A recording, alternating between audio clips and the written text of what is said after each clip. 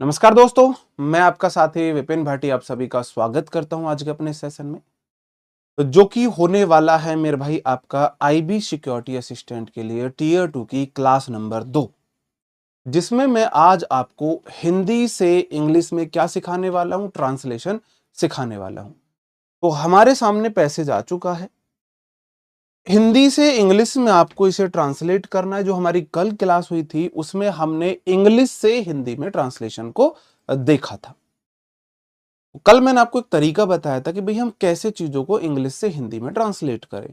आज मैं वही तरीका आपको बताने वाला हूं कि हम चीजों को हिंदी से इंग्लिश में कैसे ट्रांसलेट करेंगे। ठीक है, उम्मीद करता हूं आप सब अच्छे होंगे, बढ़िया होंगे, शानदार होंगे। मैं कुछ बहुत ज्यादा नए रूल ग्रामर के आपको नहीं सिखाने वाला हूं। जितना आपको ज्ञान है उसी को किस तरीके से यूटिलाइज करना है आपको, वो सब सिखाने समझाने वाला हूं। ठीक है, छोटे छोटे सेंटेंसेस में हम लैंग्वेज को तोड़कर और हिंदी से इंग्लिश में ट्रांसलेट करने वाले हैं। ग्रामर रूल में बहुत ज्यादा आपको यहां पर नहीं सिखाने वाला हूं, ये बात मैं पहले बोल रहा हूं। आपको क्वालिफाई करना है, इसके मार्क्स आपके ऐड होने नहीं एग्जाम में, तो बहुत ज्यादा टेंशन आपको नहीं लेनी है। ठीक है, कल की क्लास कैसी लगी आप जरूर बताएंगे, और आज की भी आपको ये तरीका मेरा कैसा लगा इसे भी आप जरूर एक बार शेयर करेंगे मेरे साथ आज की इस वीडियो के कमेंट बॉक्स में। चलो, ये 29/9/2019 के जो एग्जाम हुआ था उसका पेपर के क्वेश्चंस हैं ये, जिसमें ये पूछा गया था। तो उस टाइम ग्लोबल वार्मिंग और ये सब चीजों की ज्यादा वो हॉट टॉपिक थे। अगर अब मैं आप लोगों से बोलूं कि जो आपको प्रैक्टिस करनी चाहिए वो करनी चाहिए, सबसे जरूरी आपके लिए हो जाता है एआई। एआई से रिलेटेड जितने भी मुद्दे हैं उनसे आपको जरूर उनके लिए प्रिपेयर करना चाहिए खुद को। मतलब सोशल मीडिया, एआई, इन सब चीजों के लिए आपको पैसेज देखने को मिलने वाला है। चलो, हम इसे देखने वाले हैं मेरे भाई कैसे ट्रांसलेट करेंगे। सबसे पहले हम छोटे छोटे सेंटेंसेस बनाएंगे। वैश्विक तापमान वृद्धि का क्या मतलब होता है? वैश्विक तापमान का अर्थ क्या होता है? वैश्विक तापमान मतलब ग्लोबल वार्मिंग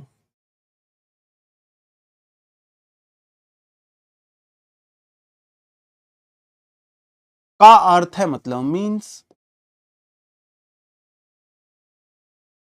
पृथ्वी के तापमान में वृद्धि। पृथ्वी के तापमान में वृद्धि, तो किस्म क्या है मेरे भाई? वृद्धि, तापमान में वृद्धि। An increase in earth temperature, या आप बोल सकते हो an increase in the temperature of earth. In the temperature of earth आप ये भी बोल सकते हो। इन अर्थ से टेम्परेचर या in the temperature of earth, दोनों आप बोल सकते हो। और के लिए आप बोलोगे जी एंड, इसके कारण मौसम में होने वाले परिवर्तन। द चेंजेस, द चेंजेस किसमें? मौसम में। इन क्लाइमेट, मौसम में परिवर्तन। द चेंजेस इन क्लाइमेट, है ना, कॉज बाई इट, इसके द्वारा हुए हैं भाई वो। कॉज बाई इट, इसके द्वारा मौसम में जो चेंजेस हुए हैं उसकी हम बात कर रहे हैं। जिसके परिणाम स्वरूप, जिसके परिणाम स्वरूप को आप बोलोगे एज आ रिजल्ट। एज आ रिजल्ट, एज आ रिजल्ट बारिश के तरीकों में बदलाव। बारिश के तरीकों में बदलाव, हिमखंडों और नदियों का पिघलना। तो बारिश के तरीकों में बदलाव को आप क्या बोलेंगे, है ना? The changes in rainfall pattern and हिमखंडों का पिघलना। हिमखंडों के पिघलने को आप क्या बोलोगे? Melting of glaciers. देखो, पिघलना मतलब मेल्टिंग ऑफ ग्लेशियर्स।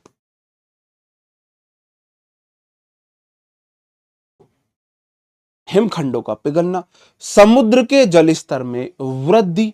समुद्र के जल स्तर में वृद्धि को आप क्या बोलेंगे? Rise, rise in sea level water, वृद्धि हो जाएगा मेरे भाई। तथा वनस्पति और जंतु जगत पर प्रभाव, वनस्पति और जंतु जगत पर प्रभाव। तो कैसे प्रभाव है? प्रतिगामी प्रभाव। एंड एडवर्स इफेक्ट्स, प्रतिगामी प्रभाव मतलब उल्टे प्रभाव। एडवर्स इफेक्ट्स ऑन वनस्पति मतलब प्लांट्स, एंड जंतु जगत को क्या बोलोगे? Animal kingdom. एनिमल का ए स्मॉल बनाना है, एनिमल किंगडम। अब ये छोटी छोटी बातें आपको पता होंगी भाई। जंतु जगत को आप एनिमल किंगडम बोलते हो, वनस्पति को आप प्लांट्स बोलते हो, प्लांट्स एंड वेजिटेबल्स बोलते हो, है ना? हाँ जी, के रूप में सामने आ रहे हैं। कि भाई देखो ये सारी चीजें होती हैं, वो क्या हो रही है? वो के रूप में सामने आ रही है। तो can be scene, can be scene, भाई सामने आ रही है, देखी जा सकती हैं, कैन बी सीन। अब इसको सेंटेंस को आप वैसे भी बना सकते हो। कैसे बना सकते हो? As a result the changes can be seen in, बदलाव कहां कहां देखे जा सकते हैं? रेनफॉल के पैटर्न में, मेल्टिंग ग्लेशियर्स में, है ना, rise in sea level water में, एडवर्स इफेक्ट प्लैनेट आपका प्लांट्स और एनिमल किंगडम में। तो कैन बी सीन को आप यहां भी लिख सकते हो, एज अ रिजल्ट यहां पे भी लिख सकते हो। आप कहां पे लिखा है मैंने? ये as a result can be seen आप यहां भी लिख सकते हो, उससे कोई फर्क नहीं पड़ता। ठीक है, चलो। कैन बी सीन सामने आ रहे हैं मतलब सामने देख सकते हैं। भविष्यवाणियों की जा रही है, भविष्यवाणियां की जा रही, इसका क्या मतलब है? तो इट इज बीइंग प्रेडिक्टेड,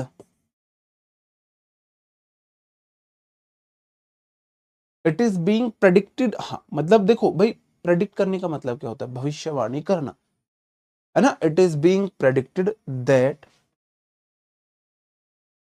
कि यह इसकी इस 21वीं शताब्दी का सबसे बड़ा खतरा हो सकता है। It can be the biggest threat of 21st RST, 21st century.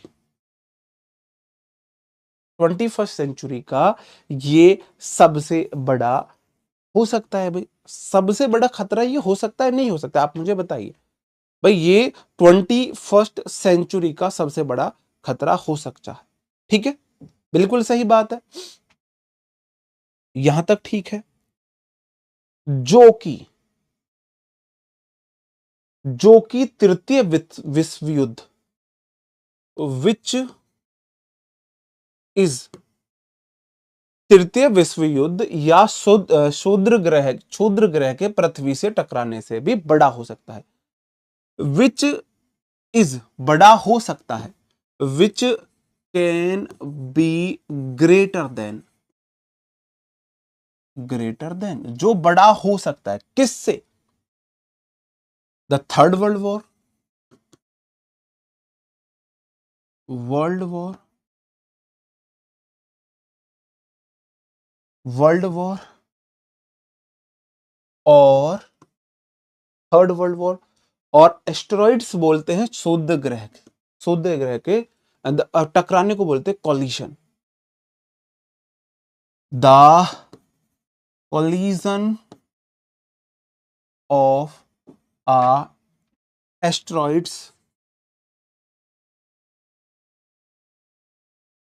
To the earth, to नहीं विद आएगा, विद, कॉलिजन विद होता है कि भाई ये थर्ड वर्ल्ड वॉर या आपका किससे, थर्ड वर्ल्ड वॉर या फिर कोई क्षुद्र ग्रह पृथ्वी से टकरा जाए, उससे भी बड़ा खतरा ये हो सकता है। अब आप समझ सकते हो कितना मतलब कितना बड़ा खतरा है।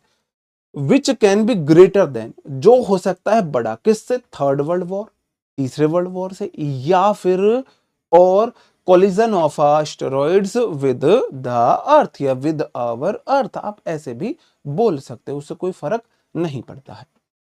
यहां तक की चीजें ठीक है। तो मैंने क्या किया, छोटे छोटे सेंटेंसेस के थ्रू इसे बदलने की कोशिश की। बहुत छोटे छोटे सेंटेंसेस मैंने बनाए, मतलब जितना था उतने को ही मैंने परिवर्तित किया, ट्रांसलेट किया। परिवर्तन के लिए सबसे अधिक जिम्मेदार ग्रीन हाउस गैस है। परिवर्तन के लिए सबसे अधिक जिम्मेदार कौन है, ग्रीन हाउस गैस। तो ग्रीन हाउस गैसेस, पेन वही लेना पड़ेगा, इसको थोड़ा और पतला करना पड़ेगा। Greenhouse gases are responsible for,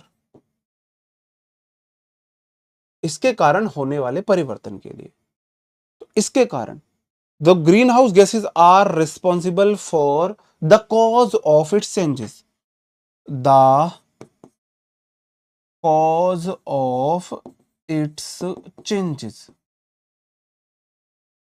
green house gases are responsible, greenhouse gases जो हैं वो जिम्मेदार है, रिस्पॉन्सिबल है, या वो कॉज है दीज चेंजेस के। ग्रीन हाउस गैसेज कौन सी है, जैसे कि मतलब सच एज बोल दोगे, सच एज कार्बन डाइऑक्साइड, ऐसे ही लिखोगे आप, ठीक है, कार्बन डाइऑक्साइड हो गया, जो कि सूरज से आने वाली किरणों की गर्मी को सोख लेती हैं, विच एब्जॉर्ब्स द हीट। देखो अगर आप इसे मतलब ऐसे देखोगे ना, जो क्या करती हैं, एक्शन क्या करती है, सोख लेती हैं, तो विच एब्जॉर्ब्स क्या, किसको, हीट को, किसकी, the which absorbs the heat of sun rays, sun rays की हीट को एब्जॉर्ब कर लेती हैं। परिणाम स्वरूप, परिणाम स्वरूप मतलब जिसके परिणाम में, तो परिणाम स्वरूप को आप बोलोगे एज अ रिजल्ट, मतलब उससे ये रिजल्ट आता है। जीव जंतु और पौधे, प्लांट्स, जीव जंतु को बोलोगे आप एनिमल, लिविंग बीइंग बोल दोगे, living being and plants, living being and plants हो गए आपके, को गर्मी मिलती है, which absorb the heat of sun rays. As a result, living being and plants get heat.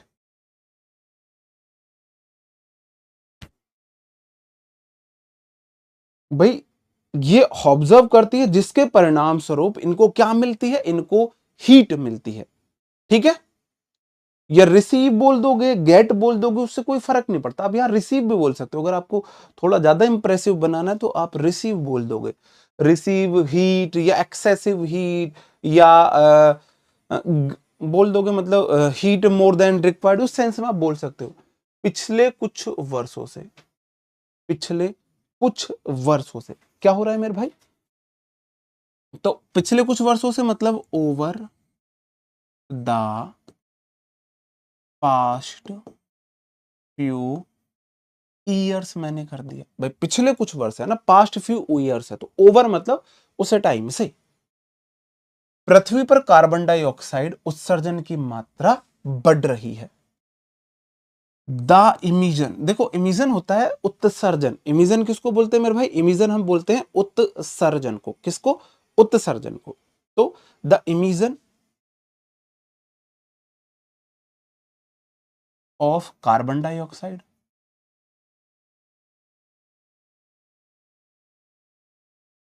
The emission of carbon dioxide, ठीक है। डाइऑक्साइड एक साथ लिख दो, केमिस्ट्री में एक साथ लिखा जाता है। बढ़ रहा है, इज इंक्रीजिंग, इज इंक्रीजिंग। कहने का मतलब है आपको एक बार में पूरा सेंटेंस बनाने की कोशिश नहीं करनी है। मैं जो अब तक आपको सिखा रहा था, मैं वो ये सिखा रहा था कि आपको एक बार में पूरा सेंटेंस बनाने की कोशिश नहीं करनी है। आप सेंटेंस को धीरे मतलब छोटे छोटे रूप में बनाने की कोशिश करती है, जिससे कि पृथ्वी के तापमान में बराबर वृद्धि हो रही, जिससे कि मतलब इसके इसके रिजल्ट में, जिससे कि मतलब इसके रिजल्ट में, ठीक है। तो जिससे कि आप बोल दोगे due to this, due to बोल सकते हो, है ना, ड्यू टू दिस पृथ्वी के तापमान में लगातार वृद्धि हो रही है। द टेम्परेचर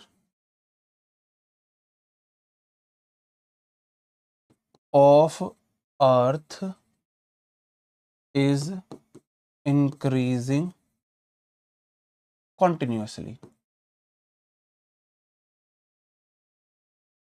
एक बात मैं आपको यहां पर क्लियर कर देना चाहता हूं, अगर आप गूगल से ट्रांसलेट करो और बोलो कि भाई मुझे एग्जैक्ट ऐसे ही ट्रांसलेट करना है, नहीं सीख पाओगे, नहीं कर पाओगे, वो चीज पॉसिबल नहीं है। आपको अपने तरीके से ट्रांसलेट करना है। आप अपने तरीके से ट्रांसलेट करो, गूगल से फिर उसे चेक कर सकते हो, कोई भी चैट जीपीटी वगैरह किसी से भी चेक कर सकते हो। आपको ये देखना क्या मेरा सार वही निकल रहा था, मैंने हो सकता है अलग वर्डों का यूज किया हो, क्या मेरा सार वही निकल रहा था, मीनिंग वही निकल रहा था? नहीं। तो आपको ध्यान रखना है कि आप सेम मीनिंग को प्रोड्यूस कर सको, आप सेम मीनिंग को निकाल सको। ये नहीं देखना वो रटना हो जाएगा फिर। अगर आप ये सोचने लग गए कि भाई चैट जीपीटी से ऐसा है और मेरी तो लैंग्वेज दूसरी है, तो गलत नहीं है आपका। अब मैं आपको एक बात बार बार बता रहा हूं, इस पेपर की आपको टेंशन नहीं लेनी है। रोज आधा घंटा मुझे दे दीजिए बस, और आधा घंटा खुद से प्रैक्टिस कर लीजिए, इनफ है, मोर देन इनफ है। आप लोग टीयर 1 क्लियर करके आए हो, तो आपका लेवल वो नहीं है कि आप यहाँ ग्रामर रूल समझने बैठो, या आपको इतना भी ट्रांसलेशन नहीं आता है, आपको इतनी बेसिक वोकेबलरी भी नहीं आती, आपको सब आता है, इतना आपको आता है। आपको बस ये तरीका सीखना है कि भाई हम ऐसे, आपके अंदर वो हेजिटेशन निकले कि मैं तो ट्रांसलेट नहीं कर पाऊंगा। आपको कॉपी पेन लेके बस बैठ जाना है। जैसे मैं आपके सामने क्या कर रहा हूं, मैं आपके सामने बैठ गया हूं, सामने खड़ा होकर आपके सामने लिख रहा हूं। हो सकता है मेरे में एक प्रोफेशनल जो एक ट्रांसलेशन होना चाहिए वो नहीं है, और वो मैं आपको सिखाना भी नहीं चाहता हूं। वो फिर सीधा सीधा रटना हो जाएगा। आपको कोई यूपीएससी का इंटरव्यू नहीं देना है, वहां वो नहीं करना है कि आपको उस लेवल का ट्रांसलेशन चाहिए। मैं चाहता हूं आपके अंदर जितना ज्ञान है, आप उसी ज्ञान से आप इसे ट्रांसलेट कर पाओ। लैंग्वेज थोड़ा बहुत ऊपर नीचे होगी, चलेगी, ठीक है। तो अगला है, यह एक मानव जनित गतिविधि है। तो आप बोलोगे it is uh man made activity, it is a man made activity, यह एक मानव जनित गतिविधि है। तो आप बोलोगे ह्यूमन, या तो मैन मेड, यह मैन का मतलब मानव जाति से होता है, या आप इसे बोल सकते हो it is a human induced, मतलब ह्यूमन के द्वारा चलन में लाई गई गतिविधि है। इसलिए दुनिया की सब सरकारें, सो इसलिए को पहले बोलो सो, दुनिया की सब सरकारें, all the governments of the world, अब आपको इतने इतने सेंटेंस बनाने हैं, इसलिए को सो लिख दिया। दुनिया की सारी सरकारें, all the government of the world इसके प्रति सचेत है। आर अवेयर या आर कंसर्न बोल सकते हो अबाउट इट, अबाउट इट। ऐसे आप छोटे छोटे सेंटेंसेस को अगर ट्रांसलेट करोगे तो आपके लिए बहुत मुश्किल नहीं होगा, ठीक है।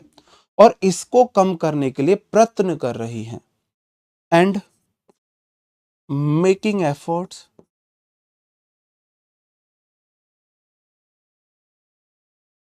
To reduce it. देखो, मैंने जितनी सिंपल लैंग्वेज हो सकती है, जितनी सिंपल लैंग्वेज हो सकती है, मैंने उतनी सिंपल लैंग्वेज में लिखने की कोशिश करी है, जिससे आपको ये लगे कि भाई हमें वो भारी भारी शब्द इंग्लिश से हिंदी में ट्रांसलेट करते हुए आप यूज कर सकते हो। लेकिन हिंदी से इंग्लिश में आप जितना सिंपल वर्ड्स यूज करो कोई दिक्कत नहीं है, बस आपका मीनिंग सेम होना चाहिए, ग्रामेटिकल मिस्टेक्स ना हो। वैज्ञानिकों के अनुसार, according to scientist,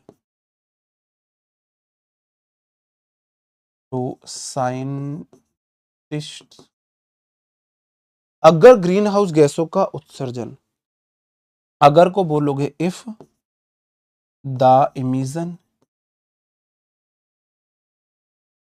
of green house gases, इस तरीके से आप देखो, मैंने बोला वैज्ञानिकों के अनुसार, मैंने ये फ्रेज लिख दिया अकॉर्डिंग टू साइंटिस्ट, अगर इफ ग्रीन हाउस गैसों का उत्सर्जन, the emission of green house gases.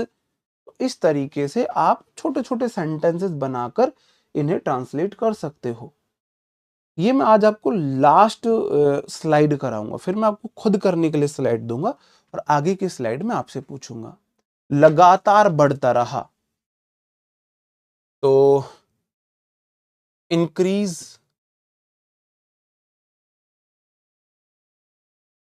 Continuously, तो पृथ्वी का तापमान 3 से 4 डिग्री बढ़ जाएगा। द टेम्परेचर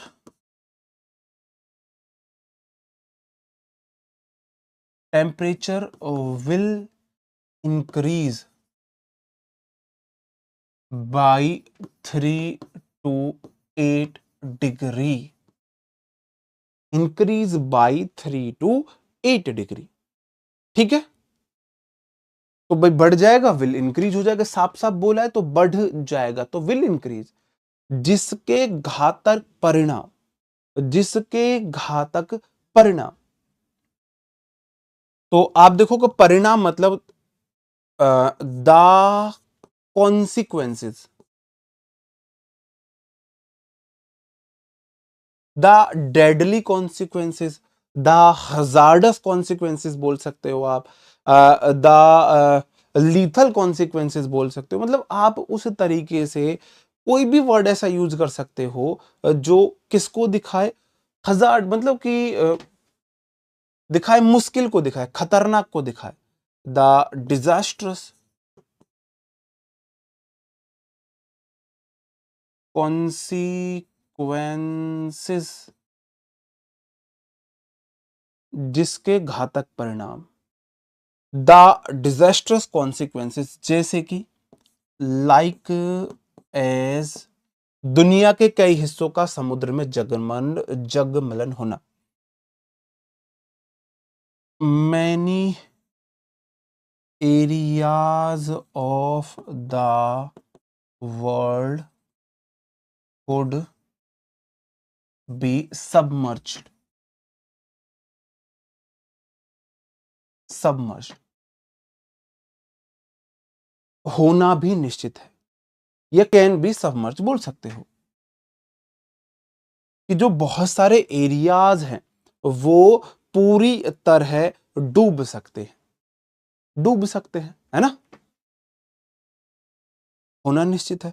तापमान की इस वृद्धि से विश्व के सारे जीव जंतु बेहाल हो जाएंगे, तो बोलोगे ऑल द, सारे जीव जंतु, लिविंग बीइंग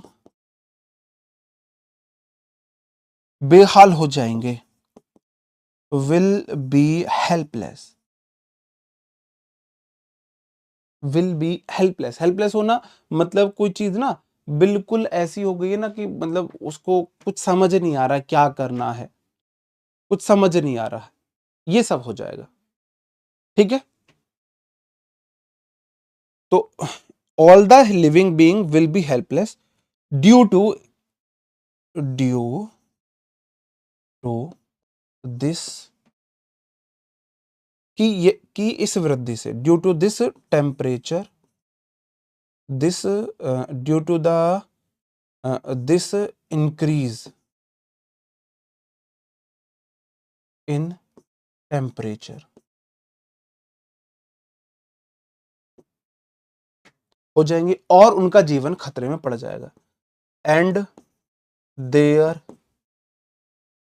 लाइफ या एग्जिस्टेंस भी बोल सकते हो, है ना, विल बी इन डेंजर, खतरे में पड़ जाएगा भाई।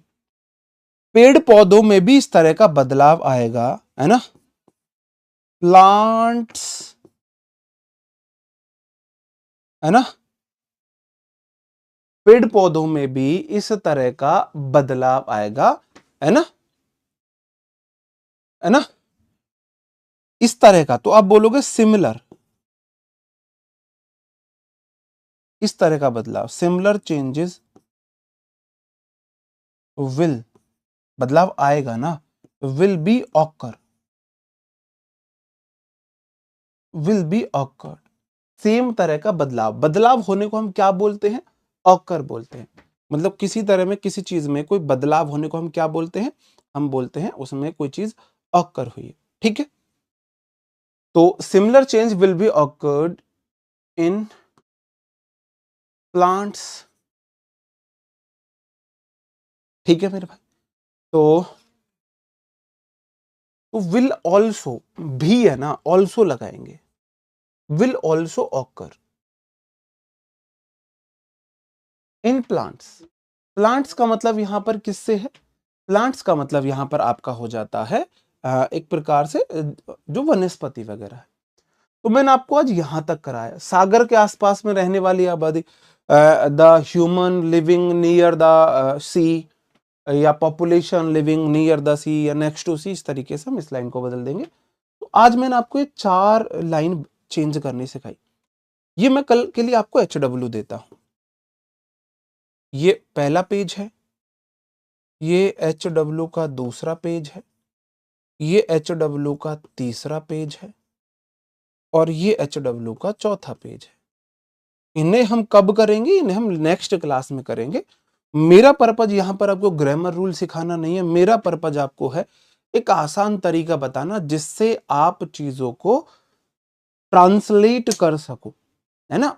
आप जो जितनी आपको ग्रामर नॉलेज है, जितनी वोकेबलरी है, तो आप आसान वे में उसकी कैसे प्रैक्टिस कर सकते हो, ये सिखाना मेरा इसमें पर्पज है। तो अब आपसे मुलाकात मंडे होगी। मंडे से फ्राइडे में आपको क्लासेस देने वाला हूं। कल मैंने इंग्लिश से हिंदी ट्रांसलेशन आपको सिखाया, आज मैंने हिंदी से इंग्लिश ट्रांसलेशन आपको सिखाया। नेक्स्ट क्लास में मैं फिर से इंग्लिश से हिंदी ट्रांसलेशन आपको सिखाने वाला हूं।